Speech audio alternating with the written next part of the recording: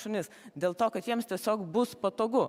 Ir trečias, turbūt svarbiausias, vėlgi einu prie to požeminio Vilniaus. Kažkasgi turi pradėti galvoti, kad turi būti požeminis Vilnius. Tai mes galime spręsti dabartinės problemas, mes visi išvardinsim tas pačias plius minus, tos pačius sprendimo būdus.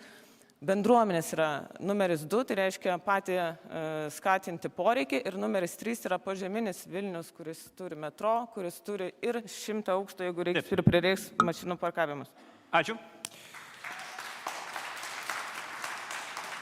Mykolai. Tai pirmą reikia pripažinti, kad dalis važiuojamosios gatvės dalies siaurinimo darbų taip pat sumažino ir parkavimo vietų. Ir tai yra reali problema.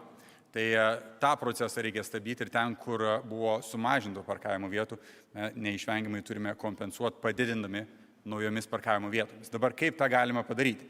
Pirma, tai reikia sutvarkyti esamas parkavimo vietas, vykdant kvartalinę renovaciją ir užtikrinant taip, jog neapsimetinėtume, kad